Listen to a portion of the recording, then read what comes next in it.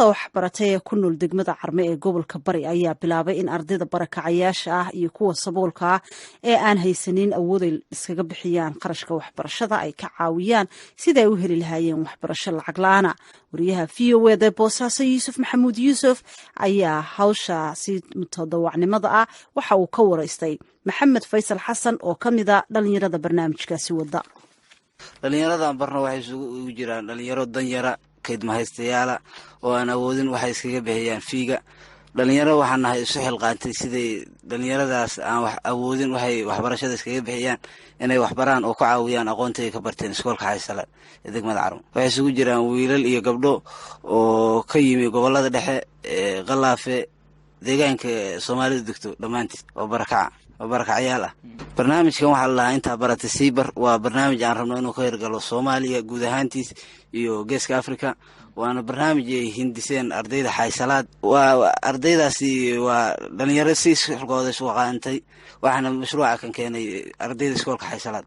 tirada dhalinyarada ee idinku aad wax bartaan oo wiilasha gabdhaha isugu jira waa da'adoodu waa meeqa? da'adoodu waa 7 jir ilaa iyo 18 jir. ma jira marka dhalinyaro hadda aad filaysaan in aqoontii ay la jaan qaadayaan oo ay wax baranayaan? waa filayaan oo dhalinyaradu maanta maalintii ugu horeysay oo aan bilaabeynay waxba qaarkood ma qori karin waxna ma akhri aqoon laakiin maanta waxaan ku guuleysanay inay wax qori karaan waxna akhri karaan waana mahad Ilaahay. intee dhalinyaro aad tihiin oo dhalinyaradaasi wax bara? waxaan nahay 6 dhalinyaro ah oo isugu tagay oo raga waana jecelnahay inay gabdhaha iskoolka ku soo darsamaan. maxaa idinku kalifay marka? waxaan ugu kalifay markii aanu aragnay baahida meeshaas ka jirta aqoon yarida ah iyo dadkaas danyarta aan awoodin waxay iskaga bixiyaan. waxaanu anagu dareenkayga ka yimid inaan anagu waqtigayga maalkayga iyo dadnimadeedaba gelino dhalinyartaas oo aan waxbarashada awoodin. dhalinyaradaad wax bartaan waxaa laga rabaa buugaagtii qalimaantii goobtii ku fariisan lahaayeen jeestadii sabuuradii. idinkuna waxaa tihiin niman dhalinyaro ah oo hadda iskuulkii dhiganaya. arrintaas ciidan ka caawis ma jira? hortay iskoolka waxaa u dhisay niman la dhaho Lions International Club. sidoo kale waxaa buugta ugu deeqay maamulaha iskoolka Xaysala Saciid Maxamed Tuure. annaguna waxaan ugu deeqnay aqoontii mashruuc ayagana waxa la inta baratay Siibar waxaan rabnaa inuu geesko dhan kaana qaado. mashruucan hadda waxa uu ka jira oo kaliya degmada Carme ee gobolka Bari.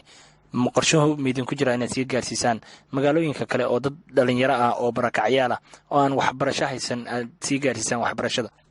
mashruuca kan wuxuu ka jira hadda degmada Carmo laakiin waan jecelnahay inuu gaaro gobolka oo dhan waana filaynaa inuu gaari doono insha Allah ay naga dayn doonaan magacana naga qaadan doonaan. dhalinyarada aad wax bartaan maxaa waalidiintooda ah oo falcelina ka hesheen markii dhalinyaradaasi aad u bilowdeen aqoonta? dhalinyarada markii aan u bilownay aqoonta falcelinta waalidiintooda ka helay waxay ahayd mid bogaadin mudan soo dhaweyn mudan naguna garab istaageen in ardaydooda wax barno jacayl iyo wanaag iyo wada shaqaynba waa ka helnay. idinku waxaad tihiin dhalinyaro isugu tegay qayb waxba barataan jaamacaddii qayb iskuulkii inkastoo hadda xilligan xagaaga uu xiran yahay iskuullada qaar. idinku aqoonta ma sii wadaan weli inaad dadkaasii badhaan? maya anagu aqoonta waa xagaaga dhalinyaranahay annaga ruuxaygu fasax baan u baahnay laakiin xagaaga fasax baan gelinay waxaan bilaabaynaa bisha 8 insha Allah. sidee waqtigu kala qaybinaysaan marka idinkuna hadda iskuulka dhiganaysaan iyagana xilli aad wax baraysaan? waxaanu nahay 6 dhalinyaro ah lababa galabbi aada waxaanu aadnaa 3 galbood lababa galabbi aadaan Isniinta Sabtida iyo Talaadada. xiisadaha maadooyinka aan u dhigno waxa weeye Soomaali, English, Carabi iyo xisaab.